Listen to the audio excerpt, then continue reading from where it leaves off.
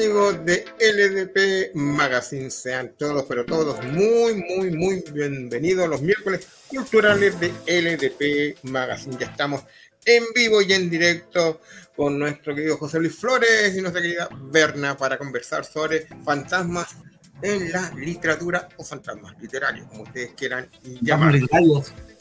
Hola, gracias Berna por aceptar la invitación.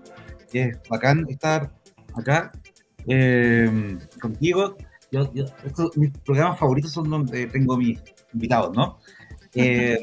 La sesión pasada hicimos un tour geográfico, que es lo que cada vez que vemos un tema nuevo, ¿cierto? Hacemos un tour geográfico, vemos cómo se entendía el fantasma en Occidente, los primeros casos de aparición, vimos el fantasma en Oriente, vimos la relación entre lo feérico y lo fantasmal. Anduvimos jugando por eso, pero hoy vamos a hablar de literatura. No guardaré mis monitos, porque quiero que usen la imaginación y la evocación que le trae lo literario. Entonces, bienvenida Berna, y hoy vamos a hablar del cuento de fantasma literario. ¿Cómo estás, Berna? Bien, ¿qué tal? ¿Cómo van? Bien, aquí estamos. Alicia Caballero ya está en contacto con nosotros, Quesada, y nos dice hola, así que... Hola Alicia, ¿cómo estás? Hola. Y antes de comenzar, chiquillos, como siempre, les vamos a recordar que con nosotros está AE Barbería de nuestro amigo Ángel Esquerra. Ángel Esquerra, especialidad TEA y tercera edad. Él va directamente a tu domicilio a atenderte. Para eso, contáctalo al más 569-7938-2377 y lo puedes seguir a través de su Instagram AE Barbería. Si no quieres que Ángel te visite en tu casa, no hay ningún problema. Concerta una cita en su local comercial al mismo teléfono, el más 569-7938-2377. Y también está con nosotros nuestros amigos de Poliedro 8, que te está invitando a su convocatoria abierta. Si te gusta escribir literatura fantástica, ciencia ficción, fantasía, terror, es lo tuyo. Poliedro 8 ya tiene abierto las convocatorias junto con Triada Ediciones. Para eso las bases las encuentran en triadaediciones.net y la recepción de trabajos es hasta el 31 de agosto. O sea, nos queda hasta la próxima semana. Así que envía pronto tu escrito. Si tú no quieres enviar tu escrito, recibimos regalos para Coleta, que está de cumpleaños. Así que no se preocupen, chiquillos. Ya está las bases. Hay un grupo selecto de quienes están trabajando en la selección de cuentos, que cada vez la vara está más alta con los amigos de Poliedro, así que ya lo saben. Y sus consultas a triadaediciones@gmail.com. Así que eso es. Y estamos saliendo en vivo y en directo en este minuto por nuestra fanpage de LDP Magazine y nuestro grupo de LDP Magazine de Facebook. Y posteriormente este programa será resubido a nuestro canal de YouTube diferido. Así que eso. Y recuerden, tenemos concurso Una vida encantadora, este libro de Alicia Phoenix. Solo debes compartir este aviso en tus redes sociales, seguir nuestro canal de YouTube LDP Magazine, ve el conversatorio Escritoras Chilenas de Ciencia Ficción y responde la siguiente pregunta: ¿cuál es el nombre de cada una de las escritoras que participaron en el conversatorio? Al verlo vas a saber quiénes caen en este conversatorio, que estuvo muy entretenido. Ya. Y damos paso definitivamente, amigos míos, para hablar de fantasmas en la literatura o fantasmas literarios, como quieran llamarlo. Bueno, voy a hacer una pequeña introducción y antes de darle la palabra a la Berna. ¿Por qué me interesa en el fantasma? El fantasma es una criatura distinta de los demás monstruos, ¿no? No presenta una amenaza física, externa, horrorosa. Está tan desligado de la carne que básicamente ha perdido su propio cuerpo, ¿no? Y me interesa porque además tiene una carga emocional muy importante, ¿no? El fantasma me interesa para buscarlo en mi propia escritura y en la escritura de otros autores, ¿no? Como esa búsqueda de la luz ausente, ¿no? Esa hambre y esa sed por la luz. A mí me parece que de estos seres fantásticos es por lejos el más poético y también el más doloroso, ¿no?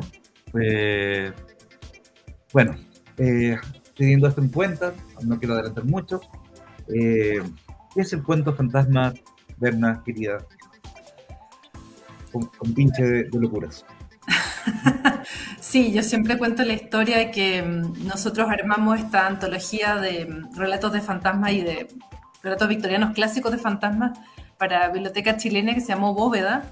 En algún minuto nos colocamos autoras clásicas como Mary Elizabeth Braddon, tuvimos que después fueron publicadas por otras editoriales como Impedimenta, que sacó una antología de justamente de damas victorianas de la literatura con sus relatos de fantasmas, que al menos en la literatura victoriana fue un medio de conseguir justicia hacia actos que no habían podido ser reparados. Por eso usualmente, creo que lo mencioné también en el caso de la presentación de tu libro, de La razón y la penumbra, son usualmente relatos, en su mayoría, relatos de mujeres, porque a través de la historia de los relatos de fantasmas en la época victoriana se lograba poner en relieve la discusión sobre injusticias que se habían cometido y que finalmente el fantasma venía a buscar reparación después de la muerte.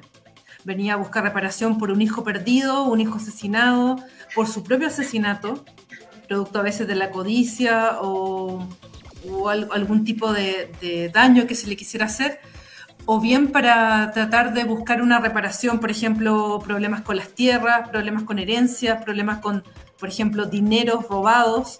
Entonces, existía esta creencia que si bien quizás no había una justicia terrenal, los fantasmas podían ser esta representación de la justicia que había después de la muerte.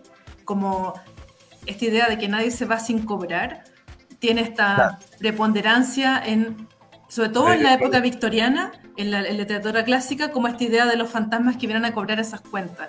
Y por eso quizás el susto, es un ejemplo clásico, es en Canción de Navidad con Ebenezer Scrooge y los fantasmas de las Navidades pasadas, presentes y futuras, y donde se aparece primero el fantasma de Marley, de este socio de Scrooge que había muerto y llevaba una vida miserable atado a estos libros de cuentas, justamente por ser avaro y por ser una persona horrible, venía a advertir a Scrooge del destino que le quedaría a él si es que seguía ese mismo camino. Entonces tienen esta misión como también de ser admonitorio. Vengo a advertir, vengo a remover la conciencia de las personas que están todavía vivas. Por eso también los relatos de fantasmas fueron tan clásicos en la época victoriana, fueron tan queridos y muchos autores lo que hacía era contar relatos de fantasmas, por ejemplo, para cada Navidad. Dickens era una de las personas que hacía eso, M.R. James también. Entonces provocaban que la gente se esperara esta narración, porque además le daba todo el toque de contar una historia de fantasma como se contaba antes, un poco lo que se hace como en Escalofríos, como esta idea Sí. o el Club de la Medianoche, esta idea de los niños que se juntan a contar historias de fantasmas con una fogata, era un poco esa misma historia se ha venido contando desde que el mundo es mundo. Entonces, relatos victorianos funcionan un poco así también. De hecho, quiero ir un poco más atrás, vamos a llegar a la era victoriana, entonces me gusta avanzar por el tiempo. Vamos a ir lo más atrás posible, lo que nos da la cabeza, ¿no? Y nos da la literatura. Una de las primeras apariciones de fantasmas, las que yo recuerdo y que me llaman la atención, aparece en la misma Biblia, ¿no? La bruja de Endor hace una convocatoria, ¿no? La bruja de Endor llama al fantasma del profeta Samuel. Y es muy interesante porque, en general, la brujería, ¿cierto?, tiene un aspecto femenino, muy importante en la antigüedad sobre todo, ¿cierto? Tenemos un ejemplo en el mundo hebreo que estoy mencionando, pero también aparece en el mundo germánico, donde el Seid siempre es de mujer, ¿no? La mayoría, sí. Claro, y por eso se molesta Odín, que usa Seid, ¿cierto? De hecho, Loki lo molesta, ¿no? Por eso. Sí. Pero, ¿cómo se llama? Tenemos a esta bruja de Endor, ¿cierto? Que llama un profeta sagrado, lo saca del cielo para que hable, ¿cierto? Y ahí tienen una cosa de premonición. El fantasma me parece que es sumamente femenino. ¿Qué pensáis de eso, no?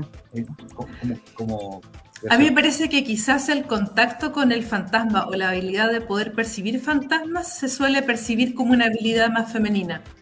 Más, en el fondo, son las mujeres en un primer momento en que pueden como tener esta habilidad de escuchar, ver, sentir, percibir estos fantasmas. Y en el caso, claro, de esta folclore de la bruja de Endor en la Biblia, es básicamente, hay brujería. Es un poco lo que hace también, lo que se hace en el mundo griego, de llamar al espíritu de los muertos tirando sangre, estos espíritus de los muertos bien vampíricos, en el cual con sangre los muertos aparecen. Todavía un poco corpóreos, ¿no? O sea, son como estos fantasmas que todavía no están como bien definidos si son un ente real o no, pero aparecen como invocados desde el más allá, casi como venir físicamente desde el más allá y aparecer y hablar. Y ya después los fantasmas se van, a medida que llega como la revolución industrial, se van desmaterializando y pasan estas cosas clásicas de las mediums o los espiritistas que los fantasmas se manifiestan ya solamente totalmente incorpóreamente, es decir, solo con golpes o con este ectoplasma que algunas personas pueden producir, usualmente mujeres. Claro, y es curioso lo que tú estás diciendo de la primera aparición de los muertos, los revenants en inglés, ¿cierto? Tienen cuerpos, ¿cierto? Incluso simbolizan la putrefacción y todas esas cosas. Y había una mezcla todavía de eso en la antigüedad. Quizás, puedo estar equivocado, quizás es más antiguo, pero Plauto tiene una obra que está perdida, que se llama como la Mosteralia o Mostelaria, yo no pronuncio bien el italiano y mucho menos el latín, pero la Mosteralia tendría una cosa que es muy interesante y se repetiría de aquí para adelante, que es el lugar encantado, el lugar hechizado, el lugar poseído por un fantasma, ¿cierto? Después pasa la Haunted House, la casa embrujada, ¿cierto?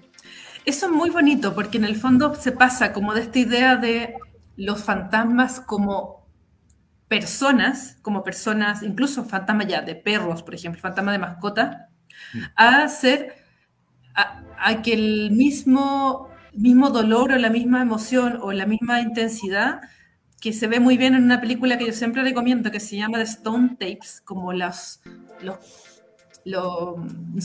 sé si la tradujeron alguna vez en español, que tiene que ver con estas casas encantadas, donde las casas realmente son las que tienen almacenada esta emoción fantasmal y no la dejan ir, como cajas de resonancia del fantasma.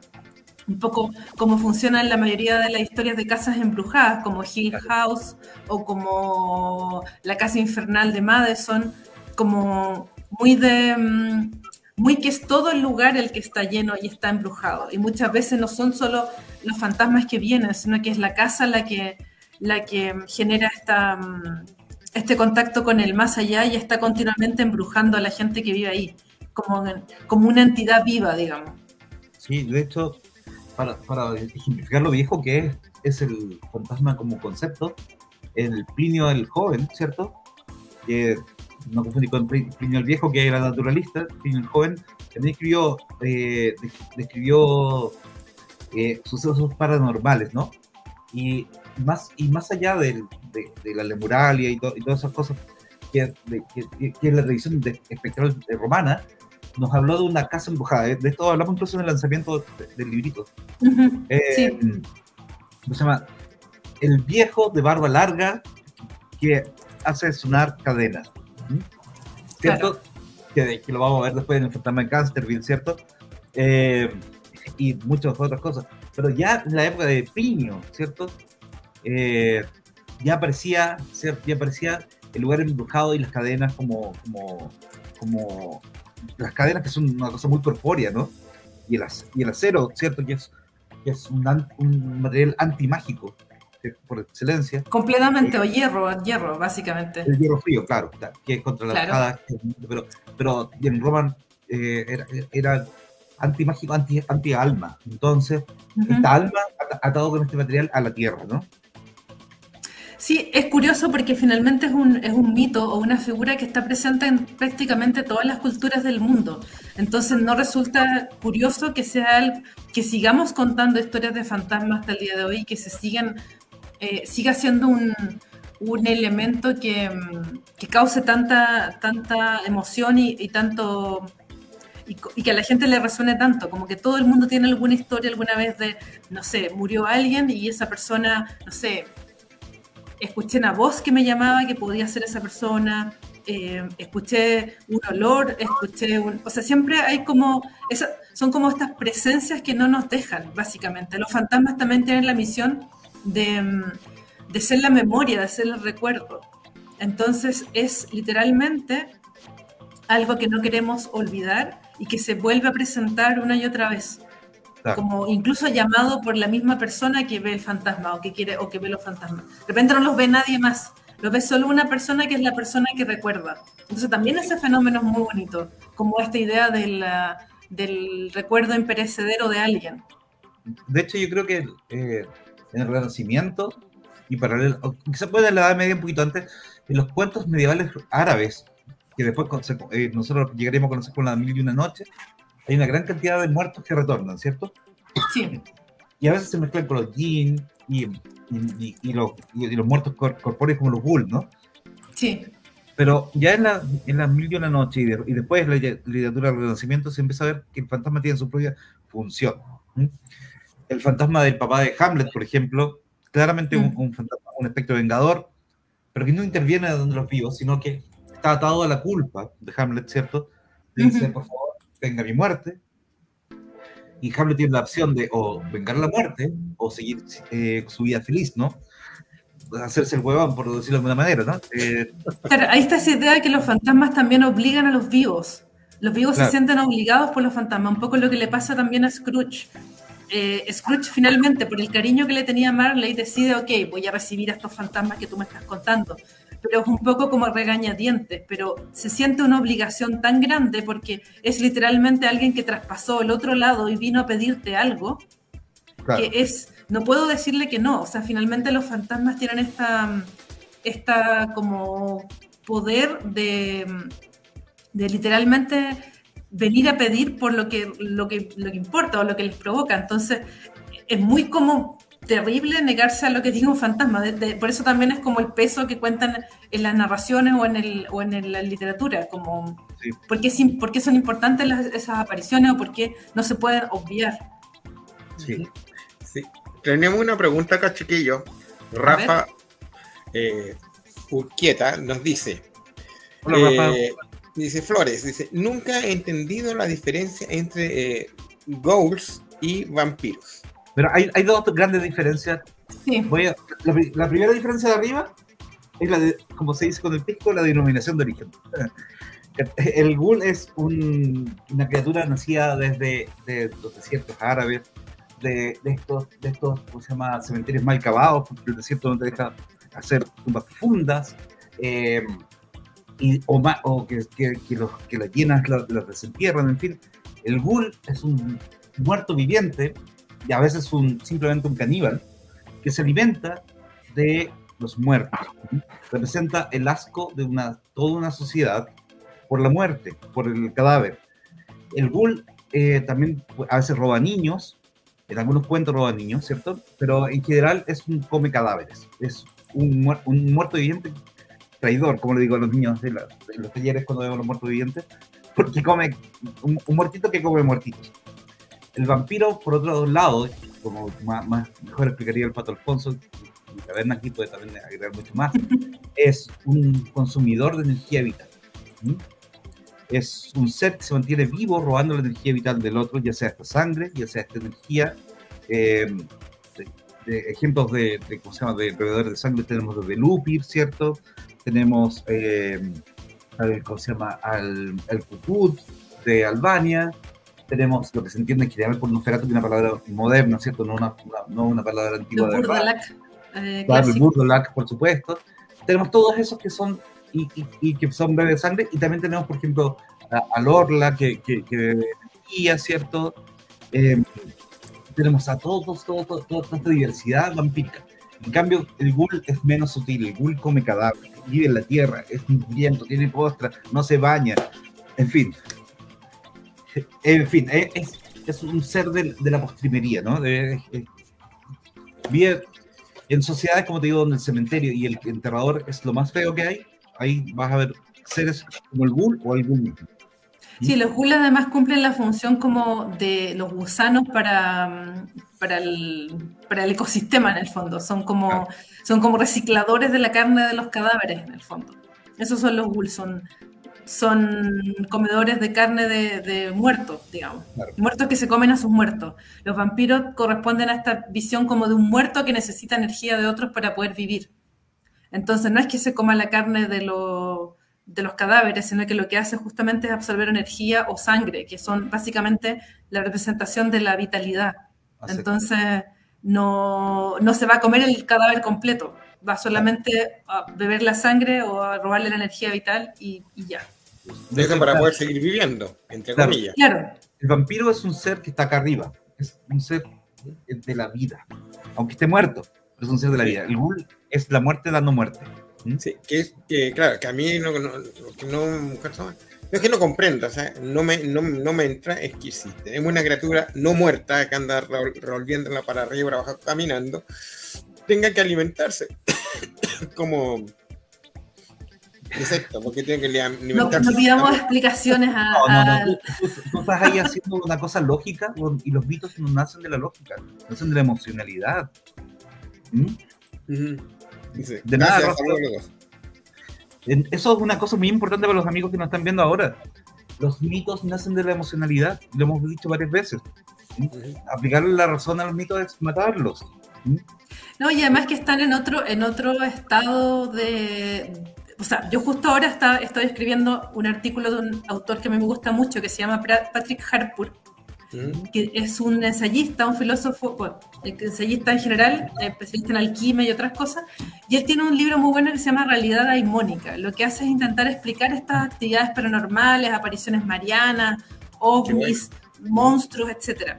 Y él los trata de explicar diciendo que la única forma de entenderlo es pensar en ellos como si fueran lo que antiguamente se llamaba el anima mundi, es el alma del mundo, es decir, es todo el inconsciente de la humanidad, todo lo que nosotros no vemos o no queremos ver, que se expresa a través de esta figura. Entonces, por eso también cambian tanto, porque obviamente el anima mundi, el inconsciente colectivo a lo largo de los años de la humanidad va cambiando. Entonces, por eso antes la gente veía duendes y ahora ve extraterrestres.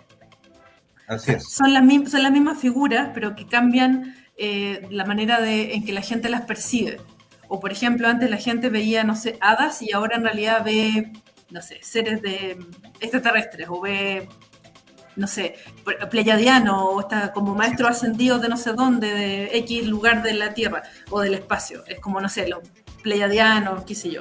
Entonces, es muy bonito el trabajo porque en el fondo él habla que la ilustración la ilustración y después la revolución industrial lo que hacen es uniformar esto y reducir el campo simbólico de lo que estamos viendo.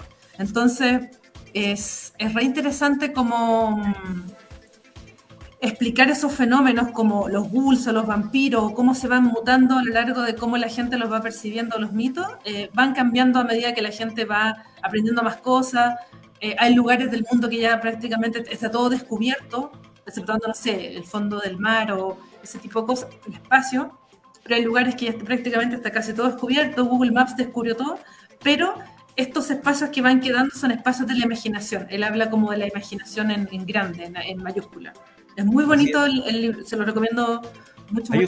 Hay un caso de una aparición colectiva me acordé del caso de la Catalina Larcaro, que es un caso en España, ¿cierto? Del siglo XVI, básicamente, que fue tan bonita la historia de ella, o sea, no tan bonita, es tristísimo, pero que ella decide no casarse con alguien que no ama y se quita la vida, y se transforma en la aparición más vista de toda España. Ella era la única aparición que había. Y con respecto a eso quiero conectar un poquito con una cosa que vimos la sesión pasada, que vimos que hay fantasmas que no son, ¿cómo se llama? Que no son apariciones humanas, sino también son cosas. Entre ellas, y uno de los más famosos, quizás los chicos más versados de historia recordarán, es el holandés errante, ¿cierto? Un barco fantasma. Sí. El barco, en Chile tenemos nuestros propios barcos fantasmas, tenemos el Caleuche. El Caleuche y el Oriflama también. Sí, el Oriflama, que fue un barco real, de hecho. Así es, que el barco de la peste, ¿no? De la enfermedad. ¿Qué era el barco fantasma, Bernat? A todos nos gustan los piratas un poco, pero no tiene nada que ver con piratas per se. Básicamente el barco fantasma es como la vieja historia de la barca de las almas, de la barca de los muertos o la barca de los locos, que son básicamente estructuras muy antiguas que hablan del viaje al otro mundo. Es como, esa es la idea, como este barco de las almas que va un poco como la mitología nórdica cuando viene Hela en el barco hecho de uñas y va a destruir la humanidad. Es como esta idea de estas almas en pena que no pueden morir y que habitan este barco que surca los mares del mundo. Son estas apariciones como de los peligros del mar por un lado y por otro lado como esta idea de almas que no tienen descanso y que justamente están en este barco hasta que se acabe el día, o sea, hasta que venga el día del juicio final, básicamente. Como gente que está condenada a hacer lo mismo una y otra vez hasta que llegue el juicio final. Como una especie de purgatorio en la tierra, básicamente. Sí, es interesante. El purgatorio siempre me ha parecido interesante y ahora, pum, lo sacaron del canon. Sí, se arruinan el purgatorio. Me arruinaron el purgatorio, maldición. Pero no, pero... Y el limbo también lo sacaron. Sí, es verdad, también el limbo lo sacaron. Sí. Bueno, Dante... Dante Espérenme un segundo que voy a buscar los libritos. Vaya. Libro. Bueno, muchachos, seguimos hablando de fantasmas y apariciones. Interesan mucho porque se meten bajo la piel. Están muy relacionados con la locura, con el alma humana, ¿no? Y vamos aproximándonos ahora a una época que me interesa mucho que veamos, porque aquí brota mucho el fantasma, que es la era romántica. La verdad ya habló de victoriano un poquito y se refirió también a muchos del fantasma gótico, el fantasma como castigador, como Deus en Machina, ¿cierto? Como el castigo de Otranto, ¿no? ¡Oh! El fantasma, ¡pum!, acaba y hace justicia, ¿no? Pero en el romanticismo, el fantasma comienza a ser un poquito distinto, tiene un matiz más caliente, si se quiere, ¿no? Trae, ¿cómo se llama? Locura, como decía, trae enfermedad, trae búsquedas, ¿no? El fantasma en el romanticismo es mucho más importante para las creaciones posteriores, como sería cierto el Frankenstein de Mary Shelley o el mismo Drácula, que no me parece que está al nivel, nunca me parece que está al nivel de Frankenstein, ¿no? Lo que pasa es que ahí pasan dos cosas. Uno, que en el romanticismo el paisaje es lo importante. Este paisaje, tanto como las tormentas, esta naturaleza indomable, las montañas, los bosques impenetrables, etc. Y los fantasmas son un poco el eco de eso. Las pasiones desatadas por la tormenta. Hay que pensar, por ejemplo, en este amor más allá de la muerte, como en el caso de Cumbres Borrascosas, por ejemplo. Claro. O en el caso de los fantasmas de Gustavo Adolfo Bécquer. Entonces son básicamente fantasmas que los mantiene, como que los hace volver esta pasión o este amor o este odio más allá de la tumba, que justamente se ve reflejado en estas ambientaciones románticas que prefiguran la novela gótica posteriores, como todo, por ejemplo, estoy pensando en estos cuentos de Eta Hoffmann, o como son básicamente fantasmas muy, como dirías tú, emocionales, en el sentido que es lo que los vuelven por eso, básicamente. Claro, estaba pensando en que además conecta con lo elemental, como fuerza de la naturaleza también. Eta Hoffmann, perdón, Eta James, una música. Eta James, mezclaste como M.R. James con Eta James. Llegar a R. James, pero me falta mucho para llegar allá, o sea. Sí.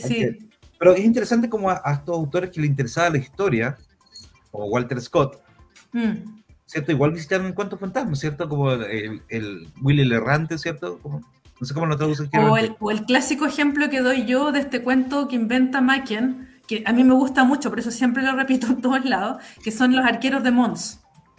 Y que cuenta justamente esta historia de estos arqueros que en la Primera Guerra Mundial luchan, o sea, vuelven a la vida para defender Inglaterra contra los alemanes, pero vuelven literalmente con arco y flecha y logran ganar, porque la gente, los alemanes quedan despavoridos ante esta historia.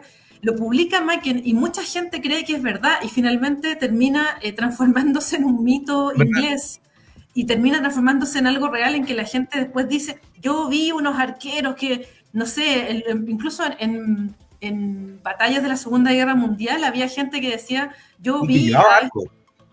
Claro. Entonces es como, termina siendo de nuevo esta historia como de los guerreros, que un poco muy como, insisto, muertos del sagrario, por ejemplo, en Tolkien, que es un ejemplo clásico porque son los muertos que están que no cumplieron un juramento y que están convocados a aparecer de nuevo para cumplirlo y poder descansar. Un poco los arqueros de Mons inician esa historia de los guerreros que tienen que pelear otra vez, más allá de la muerte, en el fondo. Sí, justo te iba a preguntar eso, si Tolkien se había basado en eso.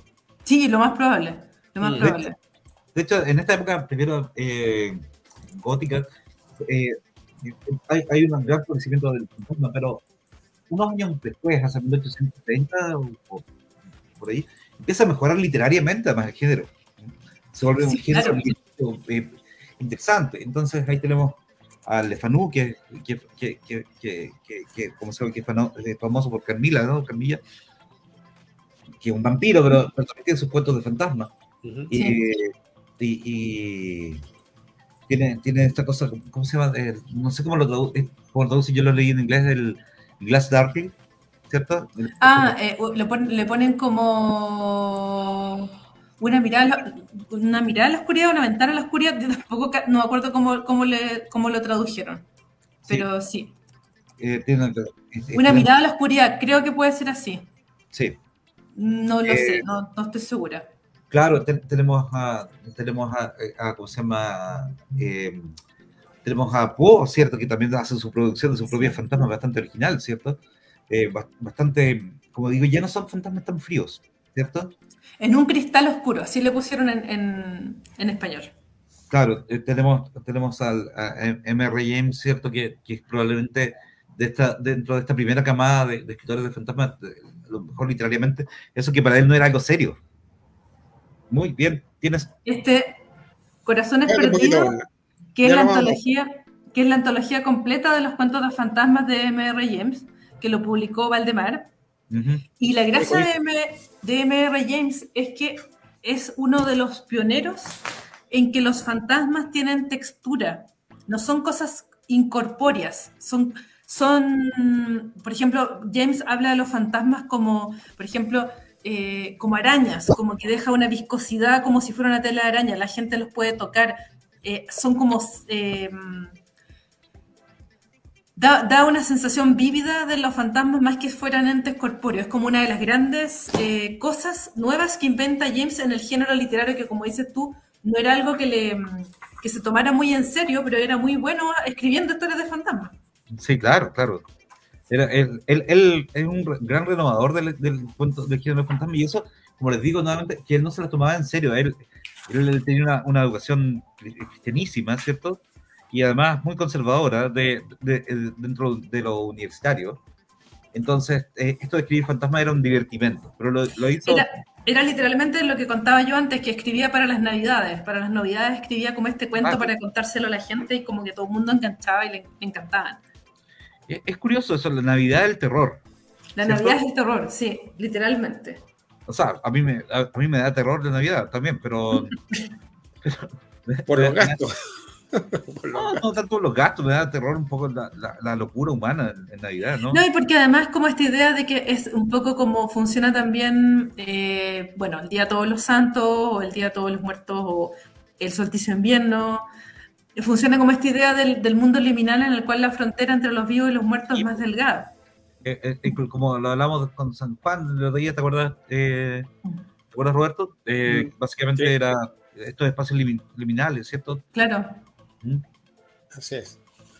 Bueno, chiquillos, entonces sigamos avanzando.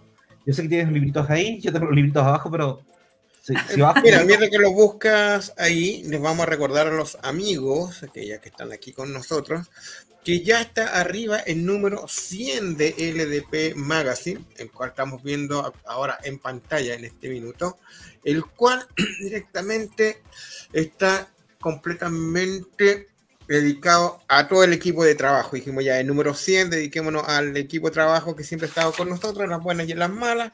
Entonces, hablamos desde los orígenes de LDP hasta actualmente, desde los primeros, los originarios, hasta llegar al equipo actual que escribe nuestra revista, sin dejar, por supuesto, de lado las actividades como los programas, los eventos, presentaciones, charlas, etcétera, etcétera, etcétera, donde hemos estado, así como algunos cómics originales también que fueron hechos por los alumnos de los talleres Ficcionauta, que son los originales LDP, los del parque O'Higgins. Entonces aquí tenemos todo este recorrido, estas 150 páginas donde le damos el agradecimiento a todas las personas. Y pucha, de repente se nos han quedado gente en el tintero y no es que sea culpa de nosotros, de repente ya el Alzheimer a esa altura del partido no empieza a atacar, pero por lo menos hemos tratado de ser lo más honesto posible y dar las gracias a toda la gente que ha participado con nosotros en todo este tiempo. Ahí estás tú con Berna también, lo puedes ver, así que sí, así que se da las gracias a todo el mundo que ha estado aquí con nosotros durante estos 12 largos años que ha sido LDP, y no pretendemos dar pie atrás, sino que seguir adelante. Ya, todo suyo el micrófono, estimado. Estamos entrando en la edad dorada del cuento de fantasma. Berna, amada, querida. La edad dorada, ¿cierto? Donde tenemos, mencionamos a Poe y a Lefanu, que son criaturas que no podemos obviar, ¿cierto? Pero también mostraste a M.R. James. Sí. Que es muy tremendo. Fan de M.R. James. Sí, sí, también fue muy importante cuando estaba escribiendo la razón de penumbra, mi librito de fantasmas también. Pero también hay otros nombres, y hay un nombre que me gusta, no, me gusta una palabra muy débil, y me fascina su arte literario, y cuando entró al mundo de los fantasmas lo hizo muy bien, que es Henry James, ¿cierto? Sí. Henry James, que es el primero en jugar en esto. ¿Es un cuento fantasma o no es un cuento fantasma, cierto? Sí, hay parte como esta tradición que a mí me gusta mucho también, que después sigue Shirley Jackson o sigue Edith Wharton también con los cuentos de fantasmas de ella, que es la duda que queda siempre si estamos viendo fantasmas o es toda una alucinación de la protagonista o de la persona que está narrando la historia. Es como entra a jugar el narrador no fiable y entra a jugar esta idea de que todo puede ser producto de una idea extraña o realidad misteriosa que están viviendo los protagonistas.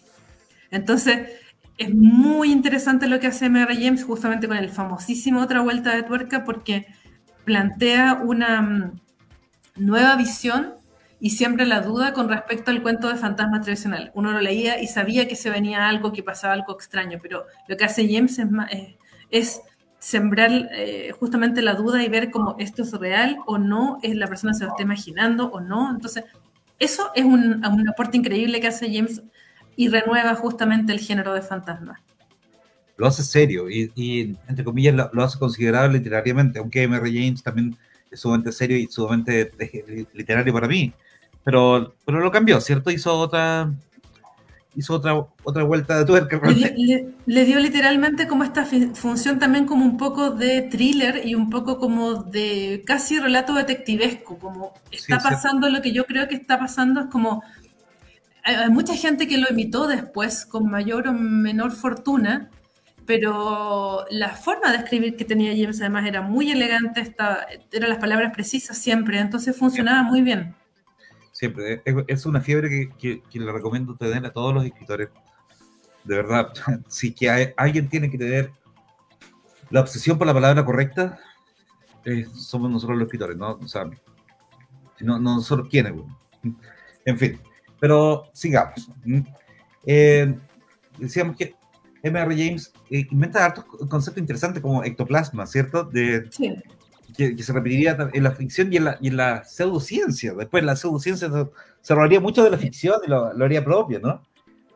Sí, de hecho hay un libro que yo siempre recomiendo mucho que está disponible para pedir a la Biblioteca Pública Digital, que se llama Una historia de los fantasmas, de Roger Clark, y que justamente hace este enlace entre las historias de los fantasmas y, por ejemplo, el proceso espiritista o el proceso como de comunicación con el más allá, y con el desarrollo del cine y de la óptica, que también es un libro, o también es una información que, o sea, también es una tesis que desarrolla un libro muy bonito de la editorial La Felguera, de un señor que es mago, de hecho mago de escenario, mago prestidigitador, que se llama Fantasmagoría.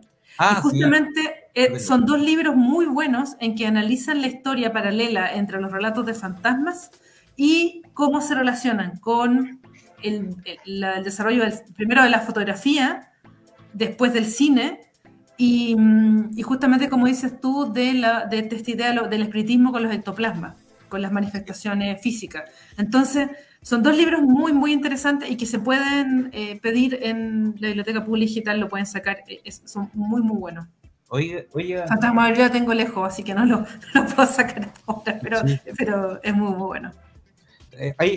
Antes de seguir avanzando y ver ahondando en los pozos más oscuros de los fantasmas, tenemos que detenernos un poco en Dickens, ¿cierto? Bueno, de hecho... Porque Dickens siempre... Dickens escribía muy buenos cuentos de fantasmas. Muy, muy buenos cuentos. Bueno, Dickens escribía muy bien, en verdad. O sea, ese señor escribía la lista de la compra y le quedaba fantástico. Sí. Pero hay una razón verdadera, yo la sé, te la puedo decir mejor que yo, que por qué Dickens escribe al menos el Christmas Carol. Él tiene una razón social, ¿cierto? O sea, hay varias historias ahí porque escribía Bueno, estaba la historia que necesitaba mucha plata, tenía esta amante que estaba complicado ahí con la mujer, con los niños que tenía en la casa, y estaba metido en un montón de sociedades secretas también y ocultistas. Entonces, es muy interesante Dickens como persona más que, además de como escritor y como, etcétera. Claro, y él quería predicar sin predicar. El avaro hizo algo muy parecido a lo que se hizo en el recibimiento de la burla del avaro y del abusador, ¿no? Pero le da la oportunidad de redención, lo cual es curiosamente muy antiprotestante, es bien católico. Yo creo que también como un poco como él mismo estaba en una situación muy compleja y muy como anticatólica, le da esta oportunidad como de redención para decir que él también... O sea, Dickens era un tipo muy, muy interesante.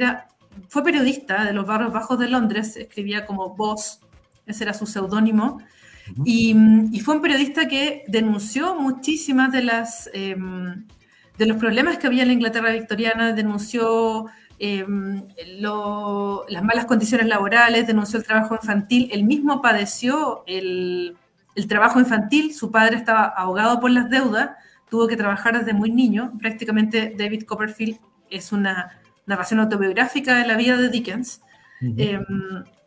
Entonces, era un tipo que no paraba nunca y tenía una habilidad para escribir impresionante, como realmente un grafómano, publicó mucho, editó mucho, y finalmente Canción de Navidad fue su legado más famoso. La gente lo recuerda más por eso que por, de repente, otras obras también muy famosas en su minuto, pero que cayeron un poco al olvido. Y los cuentos de fantasmas tienen como esa beta social que no tienen otros cuentos de fantasmas de la época, los de Dickens al menos. Por ejemplo, recuerdo uno clásico que es El guardagujas, o El guardavías, también se lo tradujeron distinto en algunas antologías, y tiene que ver con un fantasma que anuncia como un posible descarrilamiento de tren, que curiosamente es algo que le pasa a Dickens muchos años después y que con eso descubren que él tenía esta amante.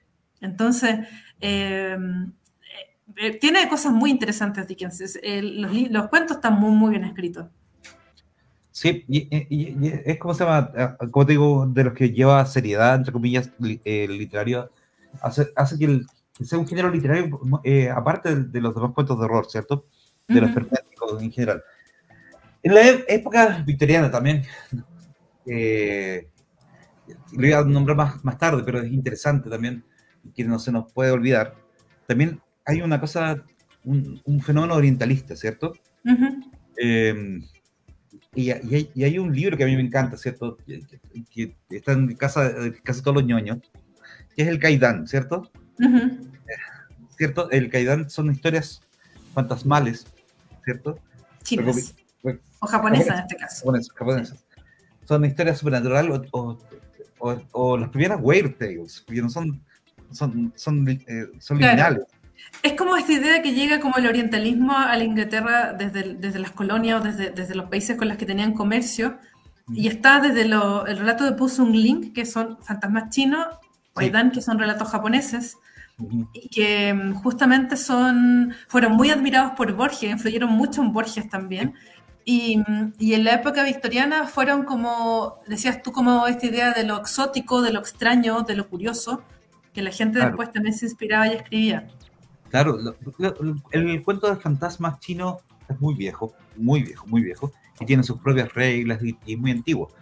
Pero lo que pasó con Caidán, que interesante, que son cuentos relativamente modernos para el Japón mismo, porque vienen del Edo para adelante, que eso es relativamente moderno para que vayamos entendiendo, ¿cierto? Y fascinaron al mundo, ¿cierto? Porque fue más amplio, ¿cierto? Y tiene repercusiones en ¿cómo se llama? En Estados Unidos, ¿cierto? De hecho, influye mucho en los escritores nuevos, como tú dijiste, Borges mismo estaba loco por esas leyendas disfrazadas de cuentos, ¿no? Y además que también dan como esta idea de los fantasmas que coexisten con los vivos. Estoy pensando como en la historia de Oichi el Desorejado, como esta idea de la protección contra la otra vida, como estos sutras o estos glifos que se coloca a Soichi, pero que se olvida poner a las orejas y que finalmente pasa. El cuento ya lo dice, no es un spoiler. Que básicamente es un tipo de fantasma muy como tradicional, muy como que puede tomar, que puede reírse, que puede volver, y que toda la ambientación que tiene es lo que da como esta idea o hace soñar como a la gente que lo lee por primera vez. Así es. Es interesante. En Estados Unidos la historia de fantasmas es mucho más provincial, ¿cierto? Dejando de lado a Poe, ¿cierto?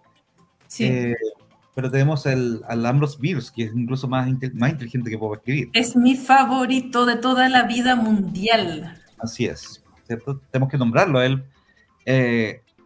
Aunque tiene muchas historias que no tienen nada de fantásticos, tiene el Diccionario del Diablo, ¿cierto? Y tiene estos relatos de guerra que son fantásticos. Bueno, en Chile lo publicó La Pollera, los cuentos de Bierce, al menos los cuentos de la Guerra Civil, pero tiene unos cuentos maravillosos que publicó Valdemar. Tiene, por ejemplo, El Clan de los Parricidas, que es un cuento de humor negro buenísimo, Aceite de Perro, El Clan de los Parricidas, son estupendos, y muchas de las narraciones de fantasmas de Bierce son con mucho humor negro. De hecho, hay una muy famosa que cada párrafo, cada parte comienza con: uno no siempre se come lo que está en la mesa, y lo que está en la mesa es un cadáver destrozado.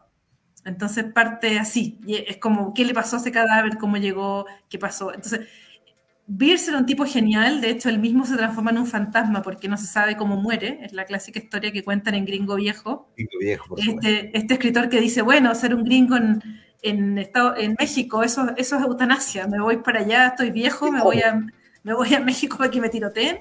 Y nunca se sabe qué pasa con él. Entonces también es interesante porque Bierce mismo se termina transformando en un fantasma real. Pasa al otro lado y nadie sabe cómo murió, dónde murió, si murió. Entonces es muy buena la historia de Bierce. Claro. Y lo nombro por inteligente, ¿no? Porque otros escritores de fantasmas como, ¿cierto? Como Washington Irving, ¿cierto? Son más provinciales. Hablan de la tierra misma con este jinete sin cabeza que es una reescritura, ¿cierto? Del mito del jinete sin cabeza irlandés que lo trae de Estados Unidos. ¿Está ahí? Como estos Jack-o'-lanterns, en el fondo, como que no tenían la calabaza, tenían la cabeza. Es que el Dullahan es un gigante sin cabeza irlandés. Y básicamente lo mismo, pero incluso menos atroz. Es como, incluso menos atroz, en serio. El Dullahan tiene el espinazo, lo usa como látigo para cazar a sus presos. En cambio, todo anda con espada. Es como se llama. La versión gringa es más limpia que la irlandesa, ¿no? Pero Gabriel Azúcar viene llegando, un poquito tarde, nos dice muy buenas tardes a todos, saludos amigos, y no se repita, llegar tan tarde. Está muy bien, está muy bien. Pero lo importante es llegar. Sí. También hay fantasmas eduardianos, ¿no? También hay que nombrar que esa era siempre omitida, ¿cierto? Esa era que la pobre siempre pierde potencia ante la época victoriana, que se la come completa, como eduardianos. Pero tenemos a gente muy importante, como el Blackwood, ¿no? Como el Algernon. El mejor también, Blackwood. ¿Ah? No, me gusta mucho Blackwood, es como entre Dunsany, Machen, Blackwood, es una trilogía dorada de escritores de fantasmas, y de hecho Blackwood es una de las personas que tiene la mayor capacidad para crear atmósferas inquietantes que yo he visto a alguien escribir en un cuento. O sea, el clásico relato de él, que son Los Sauces, es una maravilla donde te da mucho terror prácticamente cómo se mueven unos árboles mientras dos personas van bajando en un río. Es como, gracias. Y eso te da mucho terror. Está muy bien contado. Yo creo que él es el inventor del terror psicológico. No sé, totalmente.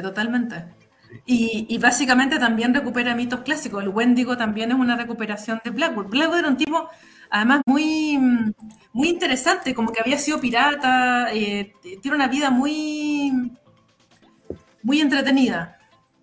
Sí. De esa misma época también tenemos al Hodgson, ¿no? Al William Hope Hodgson. Sí. También interesante. Y justamente también tiene esta cosa del mar y también la mezcla con ciencia ficción, ¿no? Esta cosa como un grito en la noche, como ese cuento es espantoso, es una maravilla. Es espantoso, una maravilla. Es muy bueno, es totalmente Lovecraftiano, como que a uno le da un terror atroz. Es muy bueno.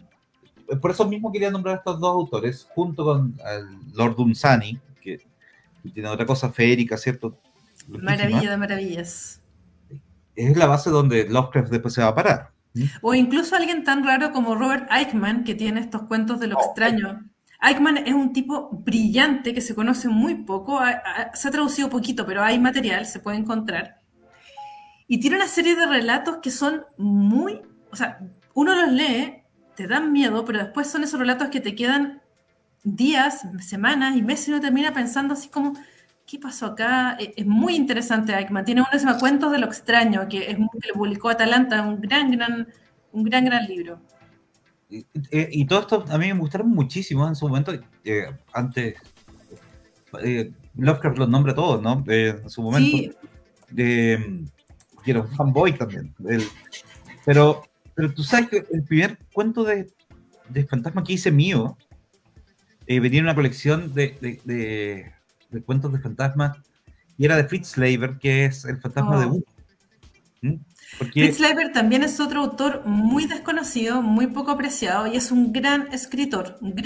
Tiene uno de los mejores relatos de vampiros que hay, que es la chica de los ojos hambrientos, que sí, claro. Gran relato de vampiro. Claro, pero él tiene un cuento de fantasma muy urbano, que es el fantasma de Humo, que es interesante porque trae el fantasma de la época industrial, ¿no? Es como si alguien hiciera un fantasma sobre las redes sociales, pero así de actual quiero decir, es mucho menos burdo que lo que estoy diciendo, pero sí de actual, ¿no? Es muy bueno Leiber, porque Leiber como que también, de hecho Leiber es literalmente el inventor del género de espada de brujería con Farfat y el ratonero gris, que gran relatos que inspiraron muchísimo. Muy bueno. Se quedan con Tolkien y ya, y Lewis. No, lean Fritz Leiber. Sí, es muy bueno. De hecho, Fritz Leiber inspiró muchísimo a Terry Pratchett. Mundo Disco es prácticamente la parodia de de Farfar y el Atorero Gris. O sea, Langmar es Angmor-Pok, es como... Así todo el rato, sí. Sí. Es muy divertido y muchos de los juegos de rol que ustedes juegan, amigos, que yo sé que algunos tienen mucho de labor. Pero sigamos avanzando con el tiempo. Vamos a llegar a mi escritora de fantasmas favorita, que es la Shirley Jackson. Bueno. Palabras mayores ahí. La amo porque uno ama a ciertos autores no porque sean perfectos, sino porque tienen fiebres y enfermedades parecidas a las que uno lo obsesiona, ¿no? Uh-huh. Que son los autores no son grosos por lo que ven, sino por lo que no pueden ver. Y esas limitaciones son el hambre por la que caminan por el túnel oscuro, que es escribir por la cresta, ¿no? Sí, eso es. Y ella es increíblemente buena caminando por su túnel oscuro. The Fountain of Hill House es tremenda, ¿no? No, bueno, siempre hemos vivido en el castillo también, aunque no es exactamente de fantasmas, pero es una gran novela igual. Sí. Y ella tiene una cosa muy, muy bonita porque la gracia de leer un libro de fantasma, una historia de fantasma, es leerlo como un metarrelato. Hay otras cosas debajo de eso. ¿Qué están hablando debajo de eso? Están contando sobre los fantasmas, pero ¿qué? Y Shirley Jackson tenía esta cosa de que te está contando una historia de una casa embrujada, pero en realidad te está contando la historia de una mujer que nunca se ha casado, nunca ha podido tener hijos, que ha cuidado a su madre enferma por años, que está como dudando si es lesbiana o no es lesbiana, si le gustan las mujeres o no le gustan las mujeres. Tiene toda esta cosa culposa del tema porque está en una época en la cual eso era muy mal visto. Y es los fantasmas o esta casa encantada, embrujada, que de hecho se muestra también un poco en la serie que hicieron de Hill House. Sí. Es una excusa, es una buena adaptación sin ser una historia de Hill House realmente. Claro. Muestra eso, como quiénes son los niños de la casa de Hill House, quién es la persona que vivía ahí antes, por qué están haciendo esto, por qué solamente ella con Leonor, que es la otra chica de la casa, pueden escuchar a los fantasmas, porque nadie más los ve o los escucha. Entonces, es un relato que se ha llevado al cine al menos 2 veces y sigue funcionando muy bien porque justamente nos habla de todas estas otras capas de historia que hay. Y cómo termina también es muy, muy bueno. O sea, es como... Es una gran historia de fantasmas. Sí, y está muy ligado con el Southern Gothic, que es interesantísimo como fenómeno, que también nos gusta, ¿cierto, Berna? Sí, gótico sureño también. Sí, claro. Me vienen otros nombres que he leído a través del tiempo, corrígeme si estoy mal, ¿cierto? Pero la Susan Hill también tenía una historia muy buena que se llama La Mujer de Negro, en los 80.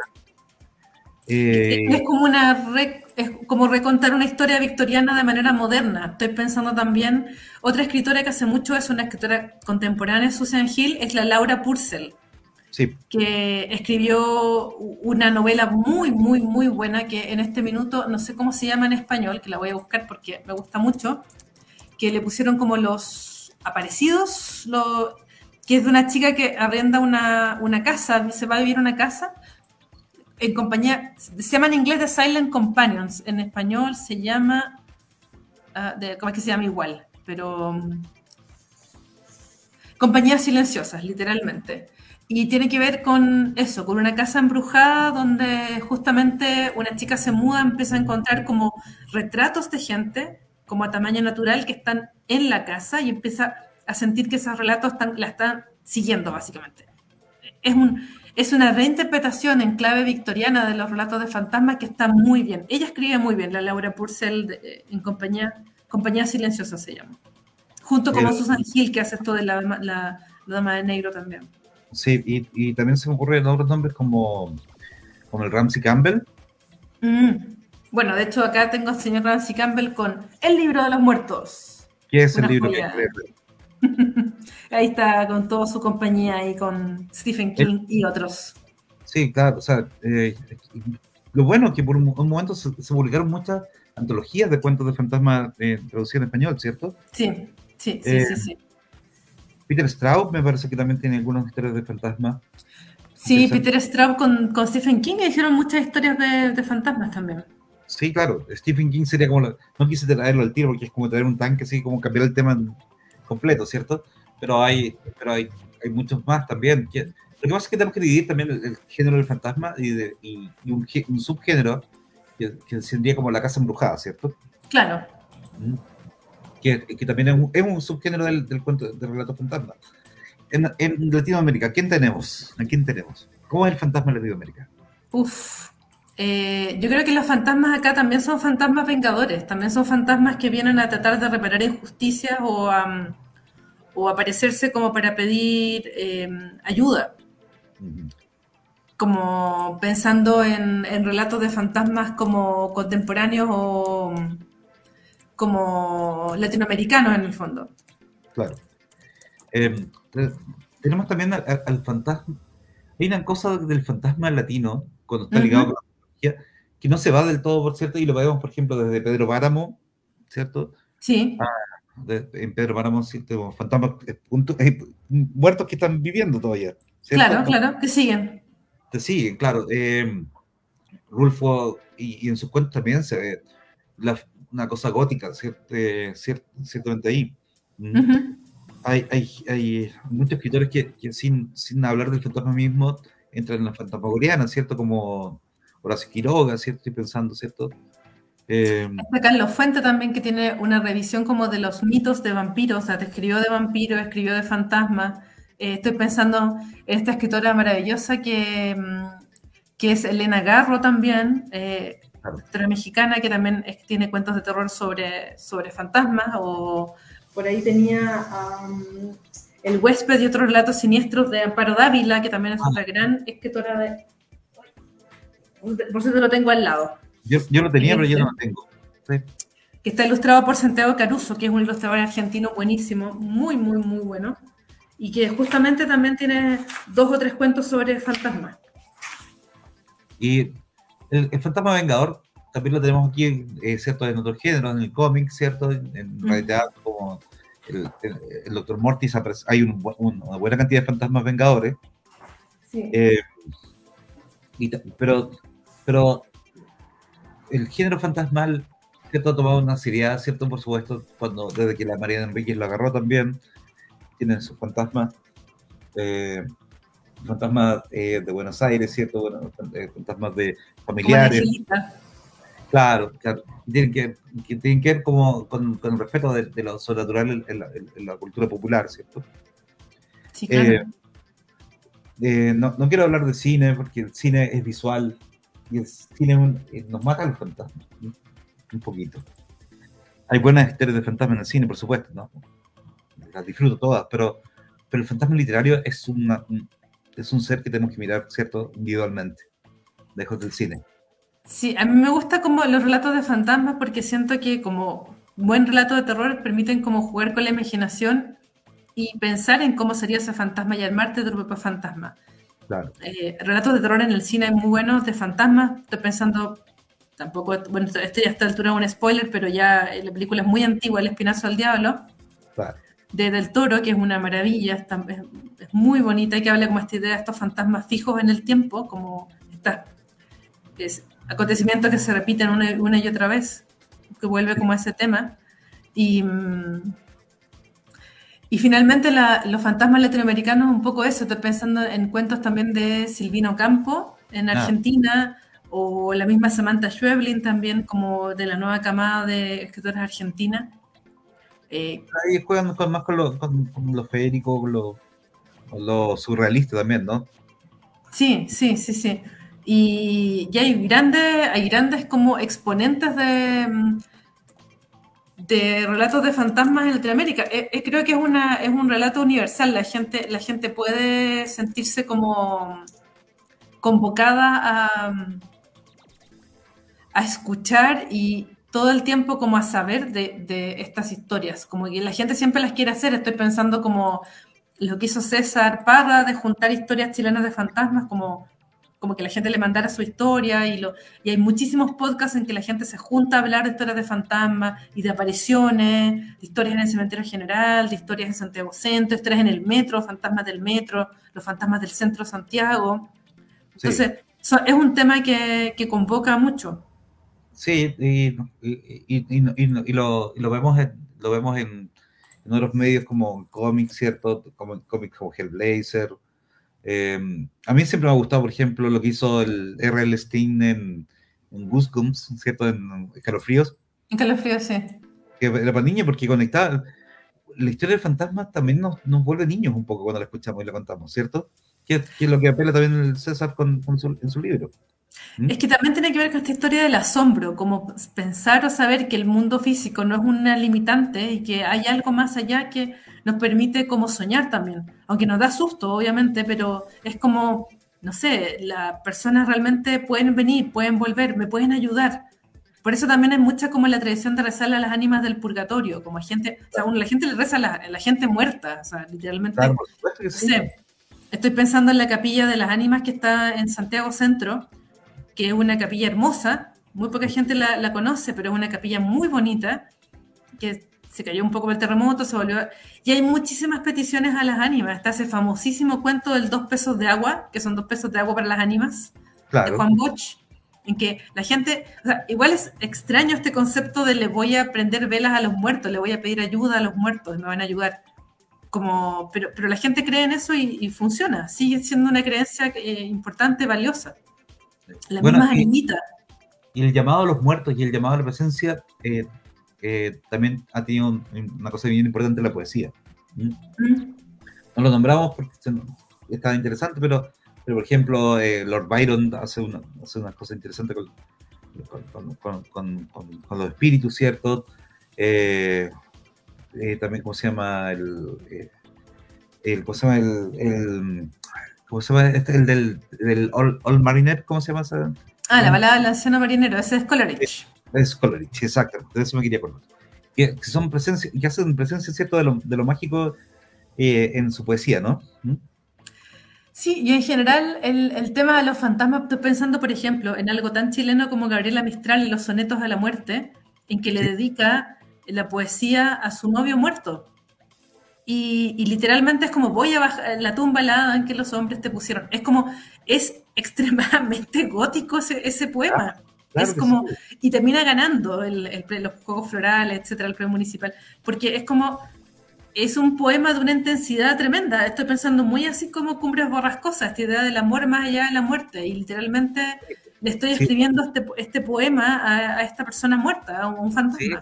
Sí, yo creo que la Anne Radcliffe ahí tiene una cosa bien arraigada en la Gabriela Mistral. No lo he escuchado mucho, pero yo no sé por qué no se ha estudiado. Yo a lo mejor se ha estudiado, yo no lo sé, pero me parece como una cosa muy potente investigar ese tema de los poemas a los muertos que hay en la literatura chilena, que hay harto. O sea, el primero que se me viene a la cabeza es el de Gabriela Mistral, pero hay más, por supuesto.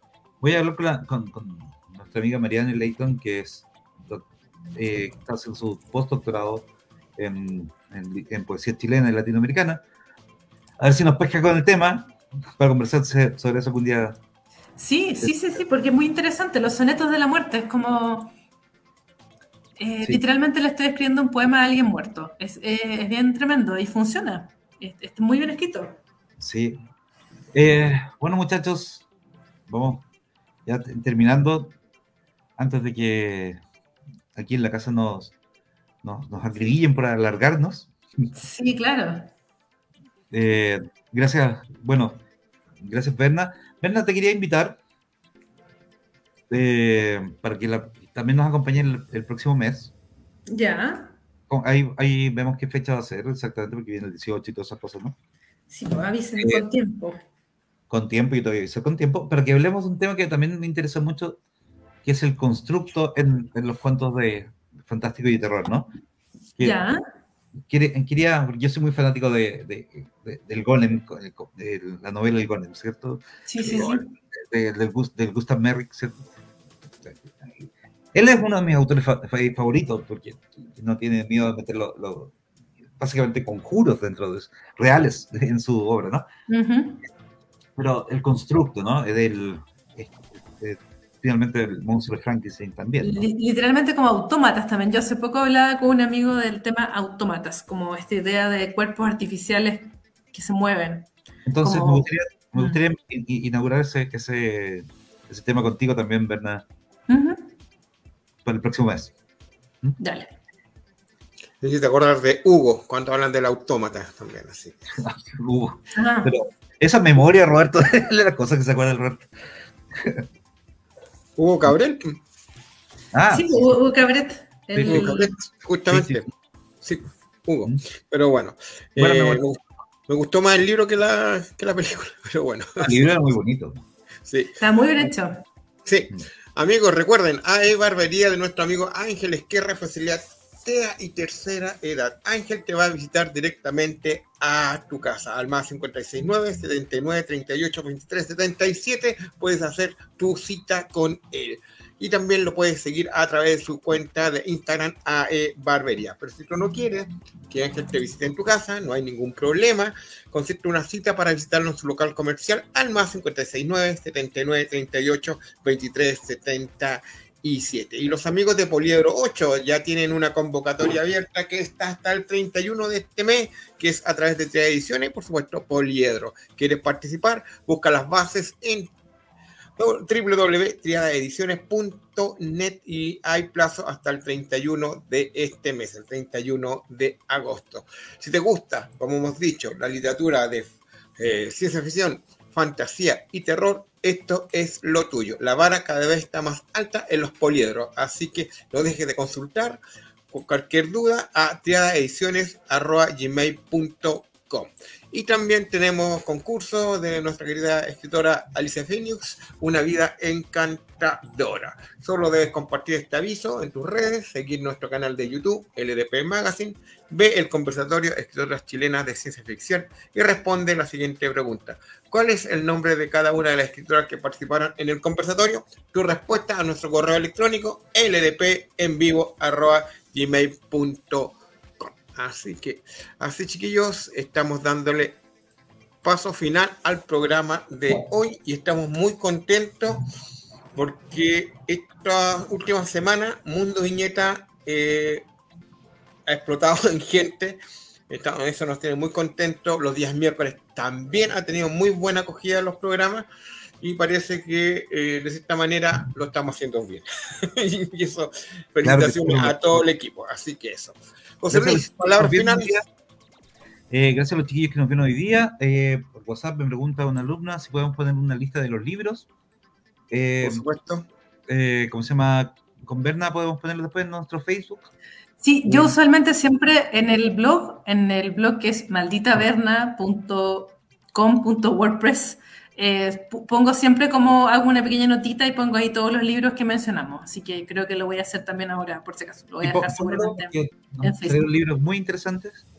Sí, yo los recomiendo y también son editoriales que lo están publicando todo el tiempo. Incluso nosotros hemos, humildemente, traducido algunos de esos cuentos, ¿cierto, Berna? Sí. Así que... Sí, hay varios de esos que están ahí en Damas de la Literatura Gótica. Y bueno, yo recomiendo que, bueno, uno de mis favoritos, voy a ver si termino ahora de escribir sobre él, de Patrick Harpur, Realidad Daimónica, que es el que habla de los fantasmas, apariciones, el otro mundo. Y es un clásico. Súper bueno, súper bueno, súper bueno. Ya chicos, Berna, mil gracias. Ahí nos están dando... Mira, gracias Gabriel. Aquí, mira, nos puso tu link, Berna, abajo. Así se agradece. Ah, mire, qué amoroso. Muy bien. Gracias. Gabriel. Te pasaste. Ya, chicos, nos estamos viendo. Esto fue LDP Magazine. Gracias, Berna, José Luis. Nos estamos viendo el próximo mes. Se me cuidan. Nos vemos. Adiós. Chao. Chao.